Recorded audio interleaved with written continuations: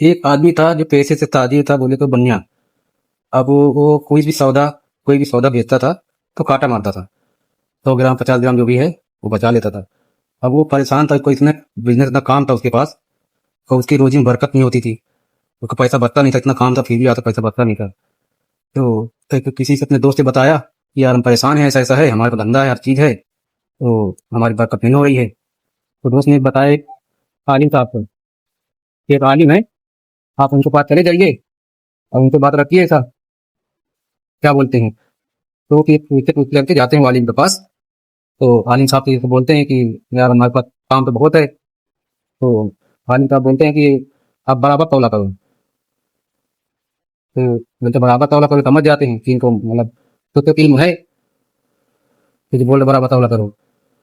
तो बोलते हैं ठीक है, आज से हम बराबर तौलेंगे। अभी चले आते हैं, वापिस आते ही अब ये जो है ना काटा जो मारते थे तो 50 ग्राम ज्यादा निकालते थे, सब बंद कर दिए। एकदम बराबर, एकदम कट टू कट तौल के, जो भी कस्टमर आता था बराबर तौल के देने लगे। अभी बराबर करते करते उनके पास खूब अच्छे कस्टमर आने लगे, तो उनका पैसा बचने लगा, रोजी रोजगार में बहुत बरकत होने लगी। तो इन्होंने क्या किया, पैसा इकट्ठा करके एक सोने का तराजू बना लिया। सोने का तराजू बनाया, अब खुश हुए कि को जाते आलिम साहब को देते हैं कि सोने का तराजू ये आपके लिए भेंट है, हमारी तरफ से गिफ्ट है। अब तराजू लेके पहुंचे, आलिम साहब को तराजू लेके पहुंचे। तो वैसे तराजू देखा आलिम साहब ने, वो समझ गए। तो ये बोलते हैं आपके लिए भेंट है हमारी तरफ से, आपने बोला था बराबर तौलिए, हम बराबर तौल लेते हैं, हमारे कस्टमर, हमारे पास बरकत भी होता है। तो आलिम साहब बोलते हैं कि एक काम कीजिए, तराजू को हाथ में दरिया है उसमें फेंक दो।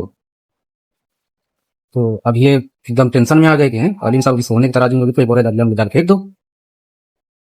अब वो क्या किए, लेके तो गए दरिया के पास। अब मन तो नहीं कर रहा था कि भाई सोने का तराजू है।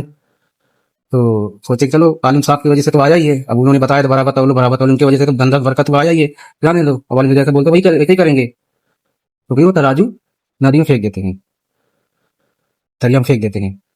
अब फेंक दिए। अब कुछ दिन बाद वहां से एक काफिला गुजरता है, वो नदी क्रॉस होकर निकल के गांव में, बंजर गांव रहता है उसमें, गांव में आते हैं वो लोग। वो पैर लगता है, जो है वो तराजू में आगे पैर लगता है, टकरा जाता है तराजू पैर में, देखते हैं निकालते हैं, तभी बोलते सोने का तराजू है। वो तो सोने का तराजू है। तो सब लोग देखने लगते, बोले हाँ ये सोने का तराजू है। उसको लेके निकलते हैं, जैसे गाँव में घुसते हैं, बनिया की दुकान पड़ जाती है, वहां पहुंच जाते, बैठते हैं वहीं पे। बनिया बताने लगते, देखो नदी में हमको सोने का तराजू, मतलब सोने का तराजू, मतलब नदी का नहीं बोलते, देखो सोने तराजू देखते तो बोलते यार ये तो हमारा सोने का तराजू है। बोल पड़ते हैं, बर्दाश्त में बोलते ये आप कहाँ से मिला, ये तो हमारा सोने का तराजू है। बोलते आपका है, बोला हाँ ये हमारा है। अब ये बता नहीं रहा पूरी वाक्य। तो वो लोग काफिला वाले लोग बोलते आपका है, तो ये लीजिए आपका है। तो उसको दे के दे दिए वो लोग। तो ये बड़ा अचंभा हो गया यार कि एक दो बार बोला ये दे दिए। तो ये वो लोग चले जाते तराजू देके, काफिला वाले लोग चले जाते हैं।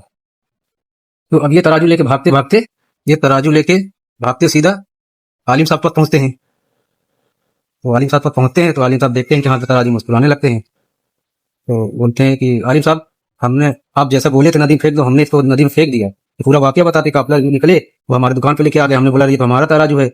तो ये बोले कि आपका तराजू, तो हमको देख चले गए, हमारे समझ में नहीं आया क्या हुआ कि हम आपके पास भाग के लेके आए। तो आलिम साहब बोलते सच में ये तुम्हारा तराजू है, तुम्हारी ईमानदारी का तोहफा है, तुमने बराबर तौला है, बड़े ईमानदारी से अपना धंधा किया है, इसके लिए तुम्हारा जो है तुम्हारे पास आ गया। किसी गैर का हक खाओगे तो निकल जाएगा, और मेहनत से काम करोगे तो घूम के तुम्हारे पास ही आएगा। कहीं भी चला जाए वो घूम के तुम्हारे पास ही आने वाला है। जैसे कि सोने का तराजू नदी में फेंक दिए थे, वापिस घूम के ताजिर के पास फिर आ गया। तो ईमानदारी दिखाइए, अच्छे से रहिए, अच्छा सोच रखिए।